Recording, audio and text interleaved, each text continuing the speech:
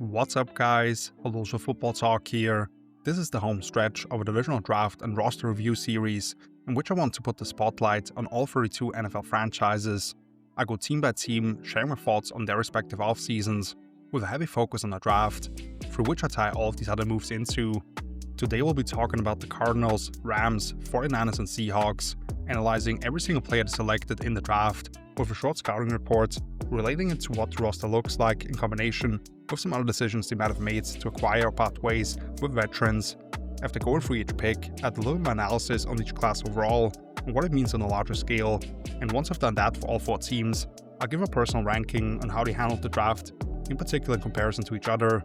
I say this every time, all of these thoughts are based on tireless evaluations of all these college players, so when I get to 2 or 3 in each of these videos, who I didn't see at all or maybe only caught some of, as I was studying other guys, I'll keep my opinion on those brief. Just before we get started, please be so kind to like the video if you got anything out of it, feel free to watch any of the other episodes, and maybe hit the subscribe button if you want to hear more from me. I post either video, article, or on my site hellotofootballtalk.com every week. The link to that and timestamps for the 4 teams discussed today are in the description. We'll get started now with the Arizona Cardinals, who in round 1, 16th overall, selected Walter Nolan, interior defensive lineman Ole Miss, 2nd round 47th overall Will Johnson, cornerback Michigan, 3rd round 78th overall Jordan Burch, edge defender Oregon, 4th round 115th overall Cody Simon, linebacker Ohio State, 5th round 174th overall Denzel Burke, cornerback Ohio State, 6th round 211th overall Hayden Conner, interior offensive lineman Texas, and in the 7th round 225th overall Keaton Crawford,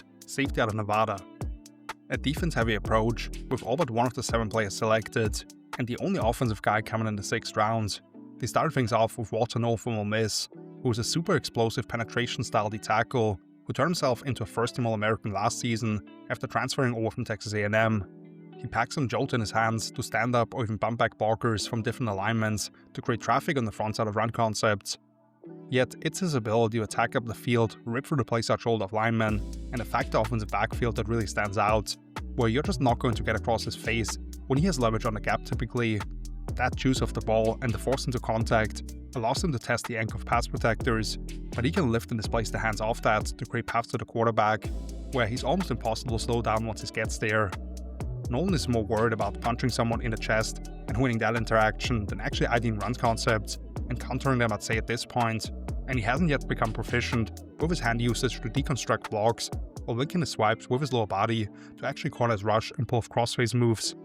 That's why I personally saw him more as a fringe first-round prospect, but I knew the NFL would fall in love with the upside he presents. He can wreak havoc, but it's his ability to play under more control and actually make plays that he needs to work on in order to take his game to the next level. For a team in need of legit difference makers in the front 7, we're hoping they can get some of that with free agency addition Josh Sweat, coming off a dominant Super Bowl performance, and last year's highly talented first rounder Darius Robinson. This wasn't particularly surprising to me, even though I preferred Oregon's Derek Harmon, for example. Then in the 2nd round, they come back with Will Johnson from Michigan, who was my highest ranked player left on the board among all of them based on tape. To me, he's one of the most overthought prospects of the entire class, assuming the turf toe was only a temporary setback, because his 2023 tape was elite. He has some good pop in his mids to disrupt receivers at the line, and his ability to stick to the hip pocket of guys all the way throughout the route, with oily hips for a 6'2" corner, is uncanny. He does well to identify route combinations and cross releases in order to catch his assignment as it develops, with the ability to midpoint or progress through them with a good internal clock, while in the run and screen game, he consistently attacks half the man and makes sure he doesn't surrender his contain responsibility. Johnson can be susceptible to up and go routes, where he banks on his makeup burst to bail him out, and the top grade is something people questioned due to not having a 40 time on him, and he missed over 13% of attempted tackles in all 3 seasons with Michigan, which the final one of those was actually his worst. So I'm not saying he's perfect at this point, but what he showed as a true sophomore in man and zone coverage was pretty damn special. If he's fine medically, the Cardinals just got a top 10 player in the middle of the 2nd round. I think he immediately starts alongside a couple of Day 2 selections from these past 2 drafts in Max Melton and Garrett Williams, which suddenly could be one of the best young trios in the league. Arizona went back to the D-line in round 3 with Jordan Burch from Oregon, someone with incredible length and good thickness throughout a 6'6", 295-pound frame, as someone who has experience lining up all over Oregon's front. There's some real jolt in his hands to create knockback on contact in the run game, where he can set the edge or arm over blockers to create TFLs. The chop rip he lands and how he gets his hips pointed at the quarterback for wins around the edge at nearly 300 pounds is rare. He can hesitate off the line on twists or elevate to bat down passes at the line. Birch could still do a better job of IDing run schemes, reducing his surface area and creating angles to the ball for himself, but he's also not the most disciplined guy necessarily. And too much of his success rushing the passer came in spurts, ending up with a bunch of chest-to-chest reps and not stacking moves on top of one another in cohesive fashion yet. I totally get the intrigue, and I believe he'll be a useful player at the next level, but for those things not to click yet, for him to be a redshirt senior is why I'm not quite sure if he'll ever live up to his physical potential. Is he just a slightly lesser version of Darius Robinson, who we already have in-house, or do Jonathan Gannon, defensive coordinator Nick Rallis, find ways to deploy all those guys to where it maximizes their talents? Cody Simon, the Ohio State linebacker, brings a thick, muscular build at 6'2", 235 pounds, and is sturdy to bang around with bodies between the tackles, with a good bounce to his step and proactive hands. He's physical with tight ends to bump them on their routes, and surprisingly snappy hips to react to quarterbacks as they work for their progressions. Plus, he efficiently finds the shortest path to open lanes for himself on crosstalks and twists, to where he can hit those at full speed and either run over the back, but also crash through the face of offensive linemen. He does present limited range to chase down plays to the sideline, and because he doesn't fully trust his speed, ball carriers can kinda play with him in pursuit, and he lacks the short area agility to expand his reach and zone assignments, which NFL quarterbacks will be more willing to take advantage with throws just beyond that. This is more in line with the guys I thought Arizona needed to get the defense in the last fragile space, where they have all those exotic ideas and structures they're willing to tap into, but the talent hasn't quite been there in the past. Now with Simon probably starting next to a faster Kaiser White, I feel good about that second level on base downs, and you can get value out of the rookie as part of your pressure package in obvious dropback situations to keep it on the field, especially with how much they rush the backers. I'll be a bit quicker on these final three now, first with Denzel Burke, the Ohio State corner, who was looked at as a potential first round a year ago, but fell off pretty dramatically despite the Buckeyes' run at a national title. Still, this is a long corner who shows the mirror skills to square up receivers and force them to actually widen around him when he jams them at the line, offers the vision to play with his eyes on the quarterback as he positions himself between multiple eligibles with quick redirection skills against shallow completions. Plus, he fights hard to disengage from blocks and get his hands on the run on plays out to the perimeter.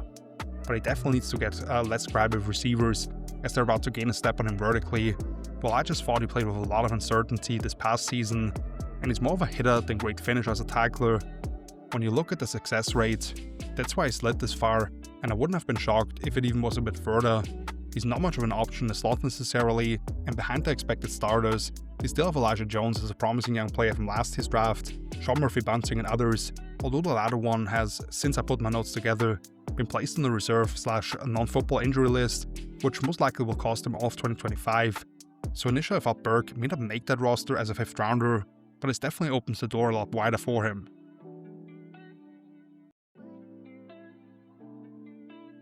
Hayden Conner from Texas is a hulking guard at 6'6", 315 pounds, who takes good initial angles and has a strong inside hand to drive the tackles off the landmarks. And he's really strong in his core and lower body to stand his ground against power rushers, along with being able to handle a variety of games with the appropriate eye balance. Yet he's not very explosive in a contact and get pretty straight-legged, lay down into running slabs, which makes him vulnerable to be pulled off by defenders, while in pass pro he comes in wide with his hands and has pretty heavy feet trying to stay in front of quick twitch rushers who challenge him laterally.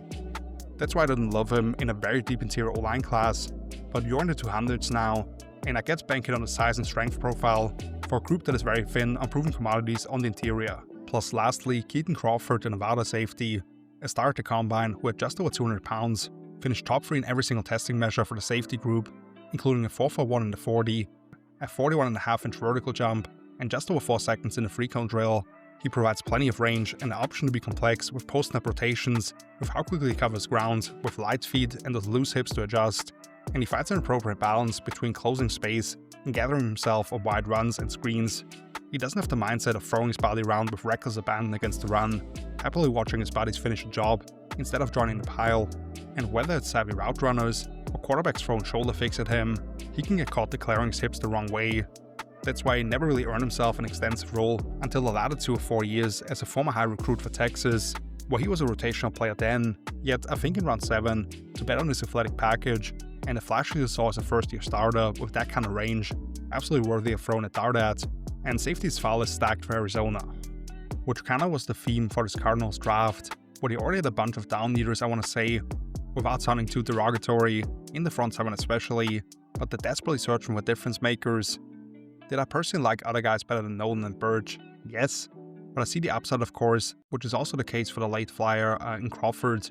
Take it or leave it for me with Burke and Connor, as players from big name programs who have the physical makeup to buy into, but I do think Cody Simon was an underrated player who brings some stability to that second level for Arizona. And then of course this depends so much on what Will Johnson can be in the pros. If he ends up living up to what I believed was the 6th overall prospect in the entire class, and the medical concerns were vastly overblown, in combination with an exaggerated storyline of his top end speed, as I believe, this could end up being the steal of the draft pretty much, and all of a sudden you need everyone else to just reach a certain level of their potential long term for this group to cash in. There is certainly risk attached to most of this as well though, and this coaching staff does probably need to at least be right there for wildcard spot again this season and not throw away an opportunity like they did to some degree this past year I thought. Next, the Los Angeles Rams,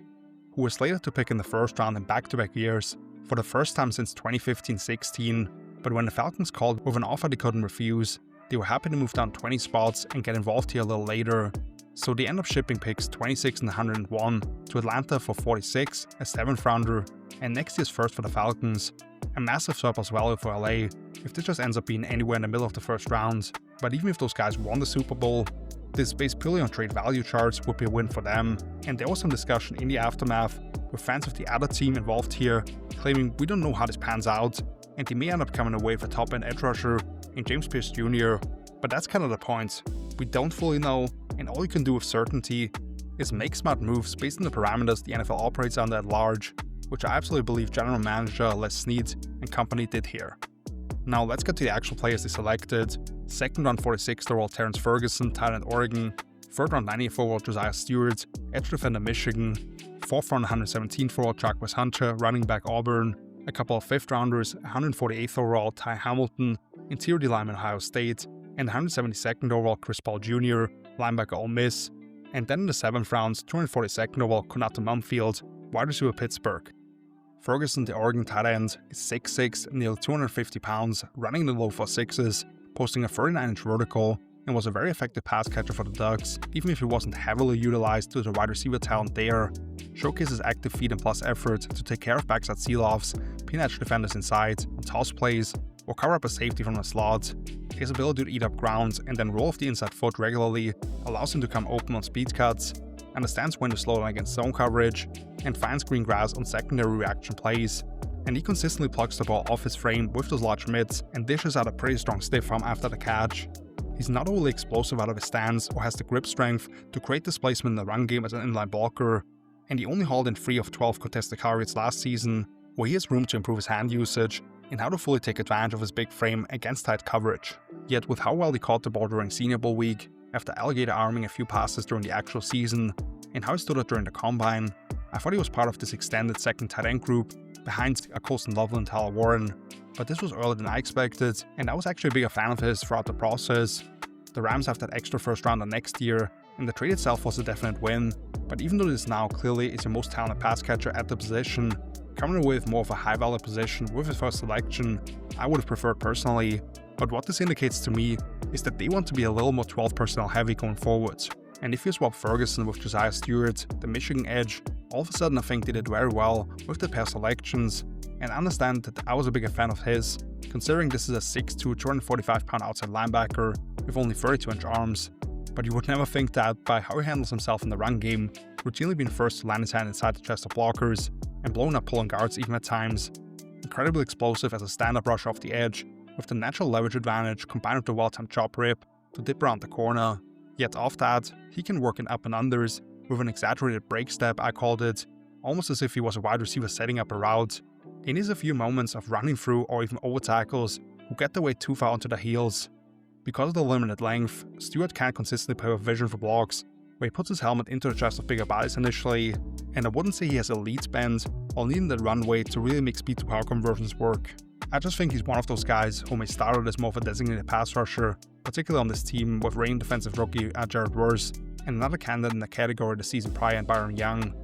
But he's going to play a few early downs and make some impact plays there to where he continues to be a bigger part of the rotation and gain the trust of his coaching staff.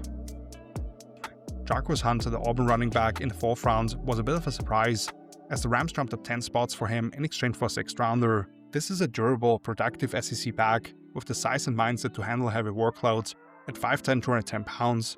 he's urgent with the way he attacks the line of scrimmage and fully willing to hit between the guards, drop his pads on an awaiting linebacker,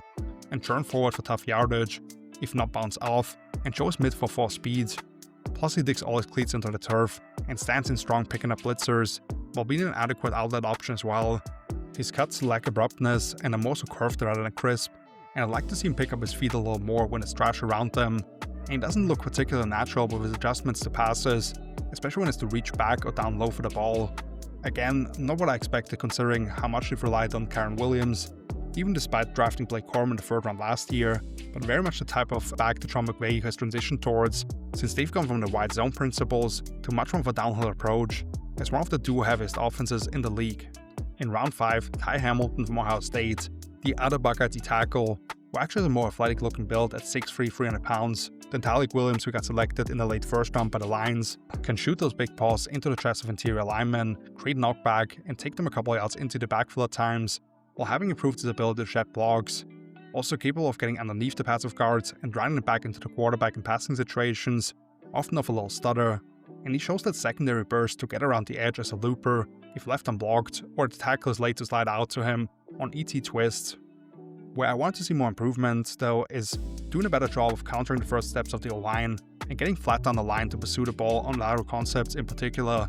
and he needs to do a better job of rushing half the man, where he didn't see an uptick in his pressure numbers last season, which is why he didn't go on day 2 as I envisioned he might ultimately do based on my preliminary round of evals I'd done heading into last season. You add Poona Ford in free agency after picking up a pretty similar profile in Tyler Davis last year, as those space eaters in the middle. This guy has the potential for a little more dynamism behind Kobe Turner as you add him to the talented group of young D linemen. Chris Paul Jr. from Ole Miss was an energizer bunny for that defense, who plays with his hair on fire, trusts his eyes, has the suddenness to sidestep blockers, big time short area burst, and plenty of hitting power.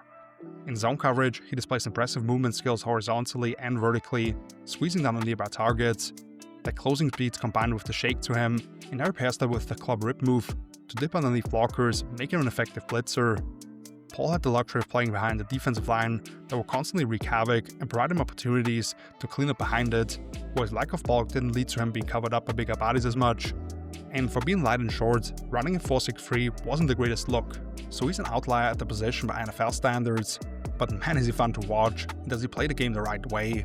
I'm part of the Draft Professors, who also have a YouTube channel, which is a bunch of draft-obsessed people, many of them also working in the space, and a couple of the guys actually had Paul on for an interview. Great young man, very involved family who pushed him to be his best, and I'm absolutely rooting for him to have success in the league, for a team that really needs some dynamism on that 2nd level, and I could see him starting right away. And closing out with Kanata Mumfield from Pittsburgh, not an impressive physical profile by any means, at 5'11", 190 pounds, with sub-30-inch arms. His routes are more artistry than efficiency, with plenty of freelancing, particularly as the flanker to the far side of the field, and is a little too loose with the ball in general,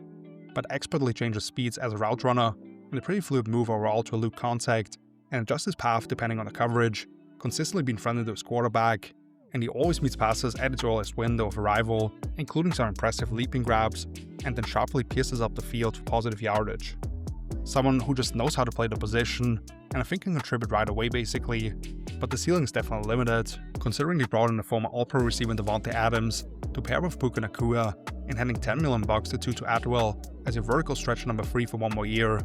And they do like Jordan Whittington is a great blocker, who they can trust in condensed sets. Mumfield isn't expected to make much of an impact as a rookie of course, but behind that, there's no one he can't beat out for a firm roster spot.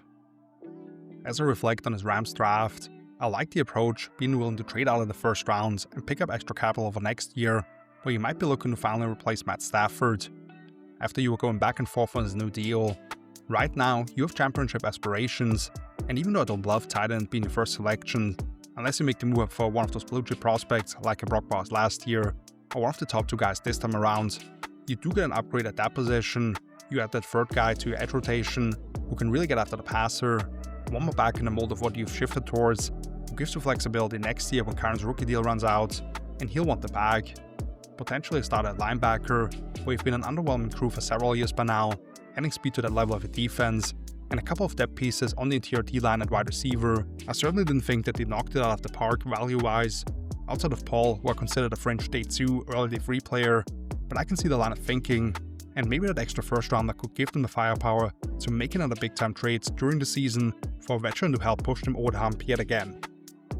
Moving along to the San Francisco 49ers, who in round 1, 11th overall selected Michael Williams, the edge defender out of Georgia, 2nd round 43rd overall Alfred Collins, interior D-lineman Texas, a couple of 3rd rounders, 75th overall Nick Martin, linebacker Oklahoma State, and pick 100 Upton Stout, cornerback Western Kentucky, then a couple of 4th rounders, 113th overall CJ West, interior D-lineman Indiana, and 148th overall Jordan Watkins, wide receiver Ole Miss,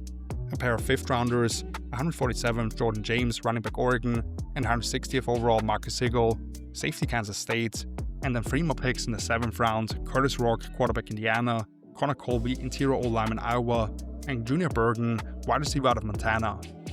Michael Williams from Georgia is a 6'5", 260-pound D-end with vines for arms and a similar profile to first overall pick Trayvon Walker a couple of years ago, where he lined up at 4-eye and 5 technique a bunch and wasn't always allowed to just attack. He combines those long arms with the force in his punch to make him an optimal edge setter at the point of attack, and off that, he can hit a quick rip inside to throw off the timing of plays. Packs a pretty sudden inside swim that leaves tackle lunging and pass pro as they present an open B gap, plus he can use it to free himself even when he does get hung up initially, and he does a pretty good job already of sorting through traffic on different games with the ability to fight for contact and his great closing burst. Michael doesn't offer a whole lot of variety at this point as a pass rusher, and when he does get home, it's largely based on a combination of strength and length that he brings, and his rush plan is underdeveloped, where he's still working on how to set things up. Which, because of that, this to me was a tad rich, but I expected Williams to go in this range, and I of course see the intrigue. He's going to be a badass run defender from day 1 across from Nick Bosa, and has plenty of untapped potential as a pass rusher, even if he has a ways to go. But I could see him slide in and slant across the formation a bunch once he settled into the league,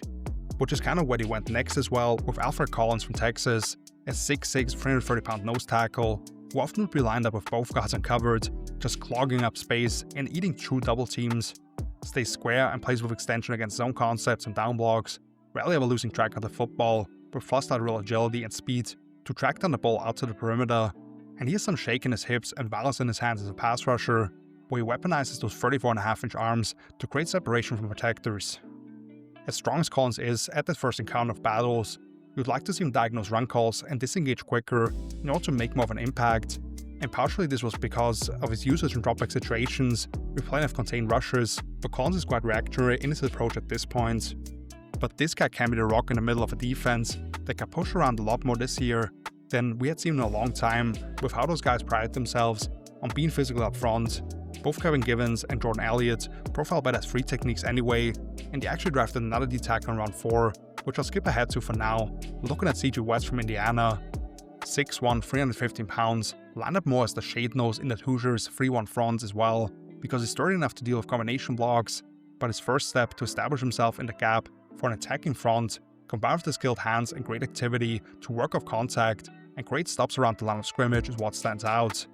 which he also shows as a pass rusher, where he can really turn the upper body of protectors with a forceful sideswipe move to open up a direct path to the quarterback, along with having the nimble feet to navigate around condensed space on different twist variations. But overall, West could improve his pad level on a snap-to-snap basis and be a little more consistent with the width of his base, and he only has 31.5-inch arms, which means he's forced to work overtime if interior protectors are able to fit the hands into his frame early. I thought very well deserved of this selection,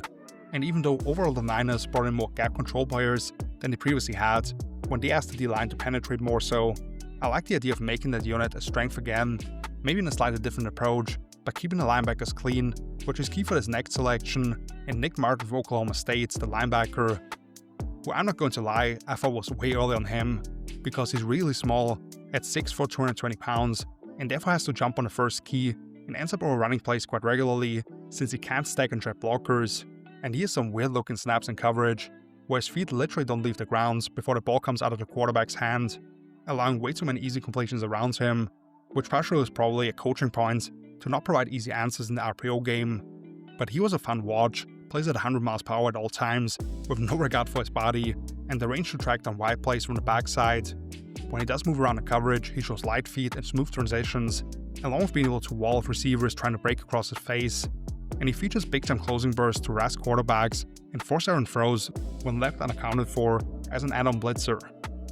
So he needs to be protected to a certain degree. I'd be pretty worried if the Rams ran due at him, and now he has to stay patient behind those linemen working up to him. But if the vision the Niners have for him works out, this very much is in the mold of a Drake Greenlaw and these demons running around the second level for them next to Fred Warner. Upton Stout, the Western Kentucky corner, is another guy who is definitely undersized at 5'9", 175 pounds or so, but he flies around and plays with that chip on his shoulder. His speed absolutely stood out among the Hilltoppers defense, super feisty, and can come to abrupt stops when receivers try to snap off routes against him. He's rapid in his pedal and drive to counter breaks and off-match assignments, with loose movement skills to swivel his hips around and alter his landmarks, and he attacks perimeter runs and screens with reckless abandon, happy to run through one half of blockers, and even charging into linemen pulling out to the corner at times. But he can get caught flipping his head prematurely by speedy guys across from him, threatening off the line, and resorts to yanking down guys who knock him off balance, and obviously he's on the very short end for any position, which creates limited room for error. But I was a big fan of his, as someone who can play inside and out, depending on what you ask of your corners, with a pretty substantial investment in the Omar Lenoir as the starting nickel, so Stout probably is competing with Trey Brown for one of those outside spots, but at worst he should be the primary backup for both. 6 more free selections, which I'll run through a little quicker here. First one being Jordan Watkins, the Ole Miss wide receiver,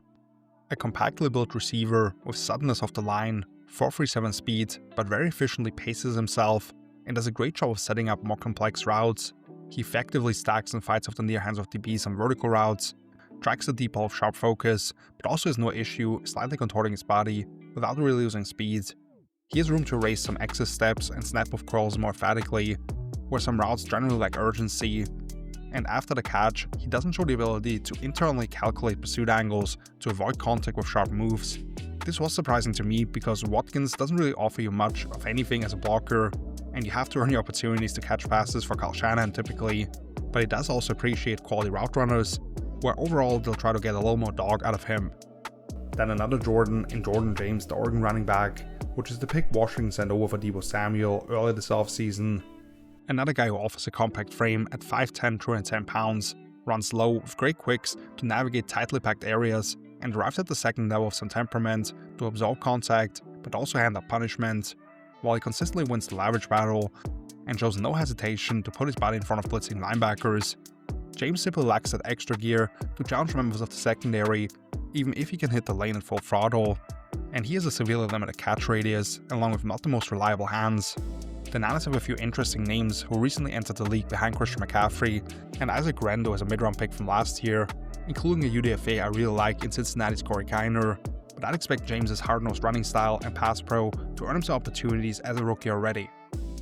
Then Marcus Sigel, the Kansas State safety, urgently runs the alley and is looking to create quick stops from depth, while being sudden to elude receivers when deployed in the slot, and he looks like a bat shot out of hell as a blitzer. Sigel is an active zone defender with good awareness for routes in his vicinity, but then also has the fluidity and 4.37 speed to extensively match up against slot receivers. He could be more forceful with how he meets blockers on the perimeter, and can be a little overzealous as a tackler, while clever receivers can get him off balance and even stumble when he show him a false indicator step. But I thought Sigel was a pretty underrated player in this class, where he can be that big nickel who can extensively stay on the field, since you're not giving up speed either. He has some things to clean up, and I'm wondering if he's pushing Lenoir off the field. Yet for now, with the recent news of Malik Mustafa missing the start of the season most likely, this was a much needed selection. And the 3 7th rounders, first Curtis Rourke, the Indiana quarterback, who to me profiles as a long-term NFL backup, who proficiently works the middle of the field with great anticipation, navigates the pocket with excellent awareness and efficient movements. He has prototype height and just put together his best year in college, leading the Hoosiers to a college football playoff appearance, and there's no questioning this guy's toughness after grinding out an entire season on a torn ACL once.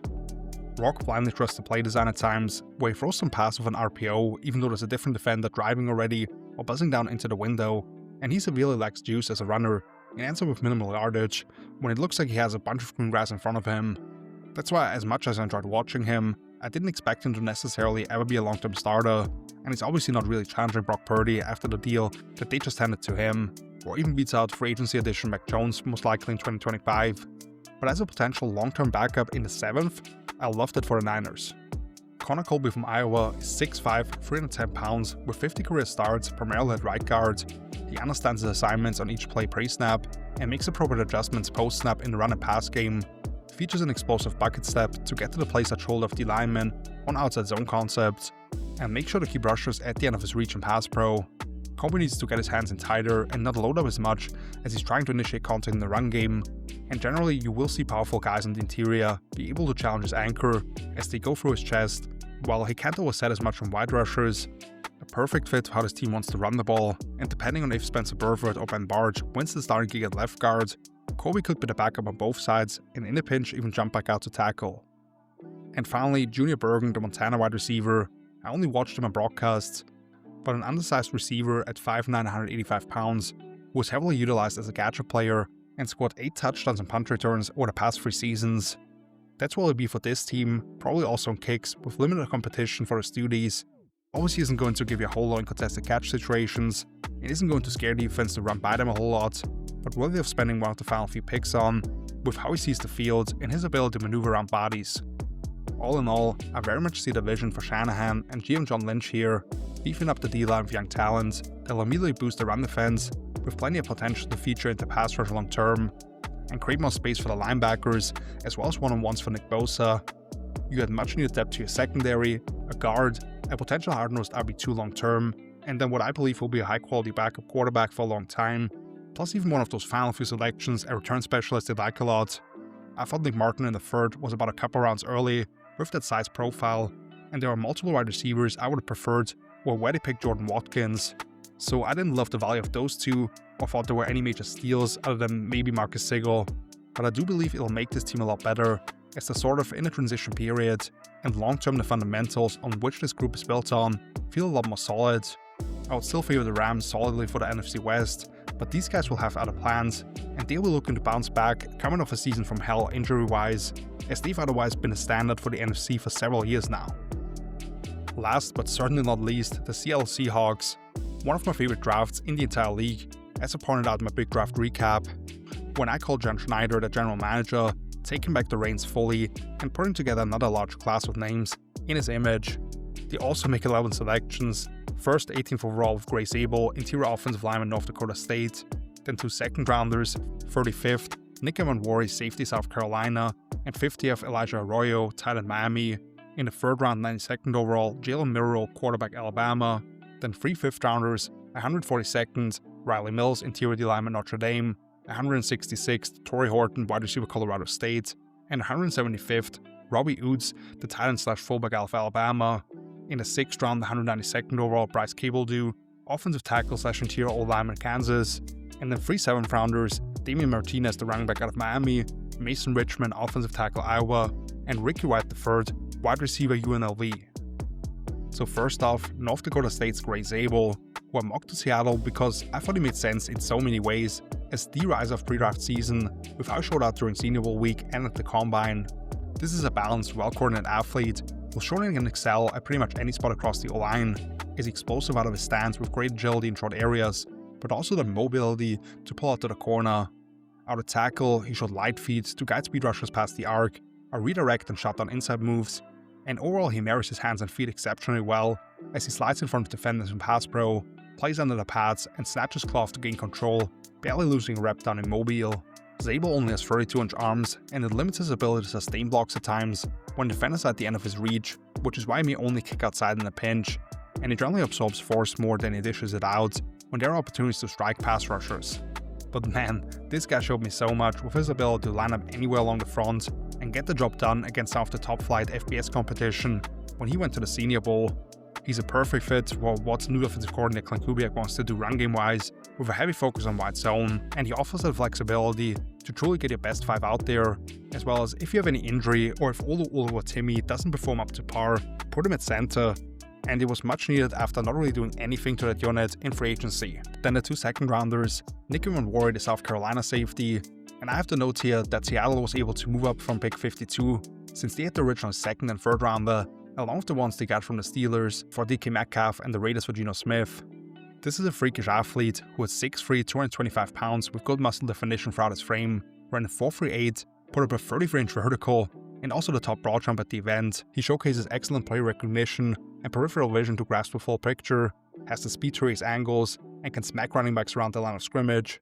You also see good spatial awareness to position himself between ancillary targets and zone assignments, while having the length, hops, and competitiveness to battle bigger pass catchers in the air.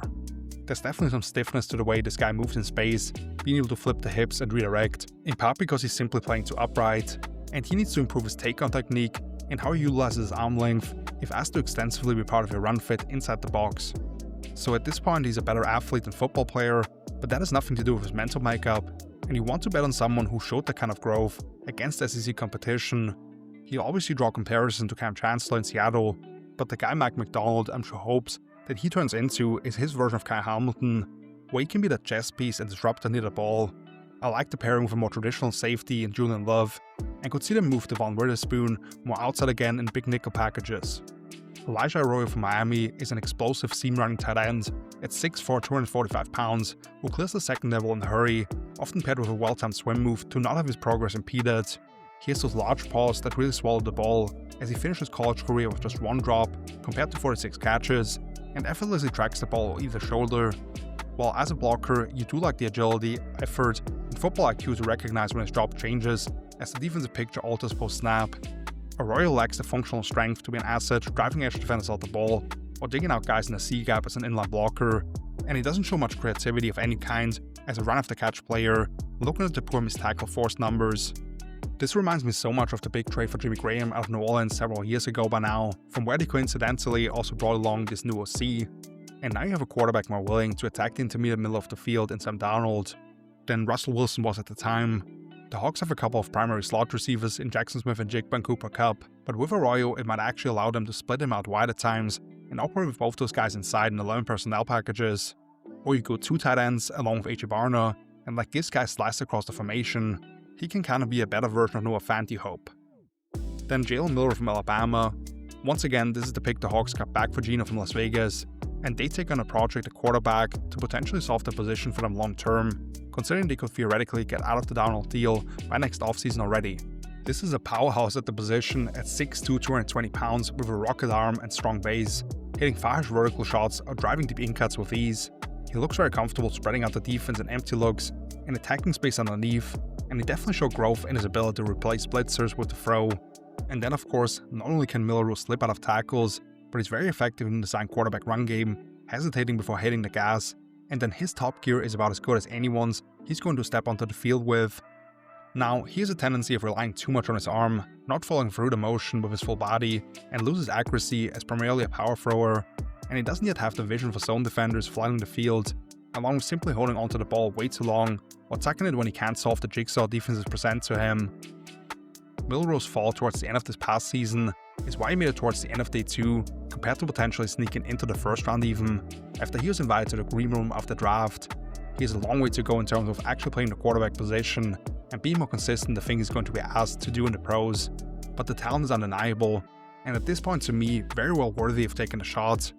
Not saying I agree with their approach to the offseason entirely, moving on from Geno first and foremost, but this could be a piece in making it all work ultimately.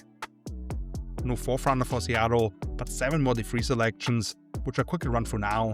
Riley Mills, the interior D lineman out of Notre Dame, which the Seahawks picked 30 spots earlier than originally slated, as they sent quarterback Sam Howell to the Vikings during day 2. Tall, beefy interior D lineman, who profiles best for an off-run team at 6'5", 305 pounds. Capable of playing with extension for blocks and even 2-gap occasionally, with the strength to pull aside opponents late in the play.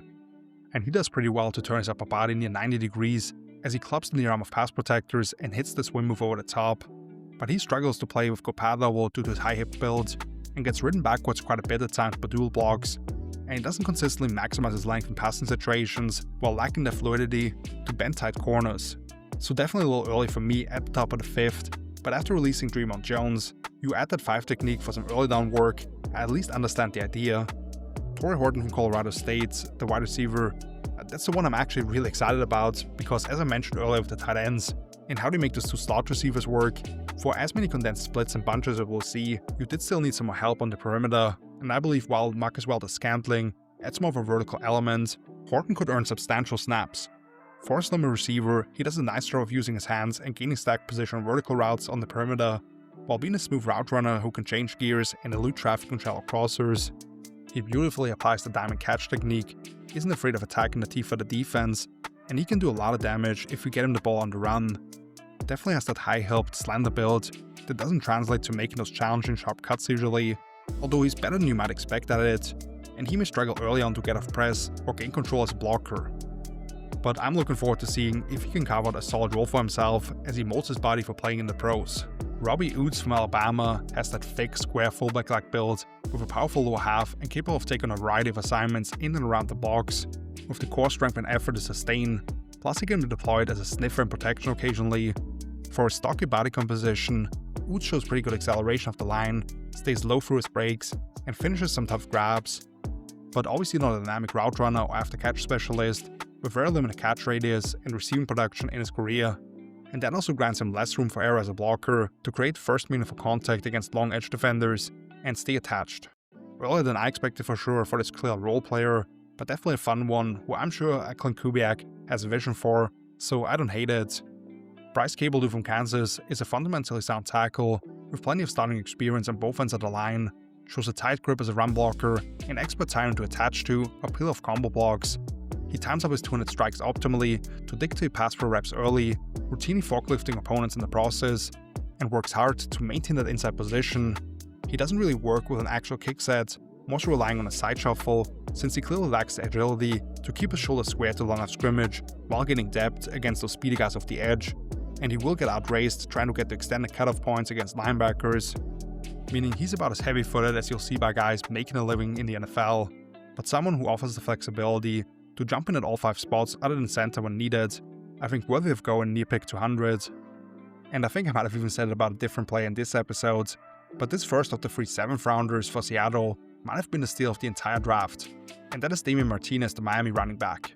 My RB6 and someone I've been tracking for the last 3 years now, since he was an immediate stand-up player as a true freshman at Oregon State, outstanding at converting his momentum from horizontal to vertical movement in a zone-based rushing attack. But at Miami, they ran a lot more gap concepts, where he learned how to play with linebackers behind double teams and be efficient with his footwork in tight spaces, and then he churns out a bunch of yards after contact. But I thought his ability to string together moves in the open field really stood out for a 220-pound back. He lacks a special burst through the hole or breakaway long speed, and all he did as a receiver in college basically was catch swing routes and a few hooks over the middle, where he allowed the ball to get into his frame at times.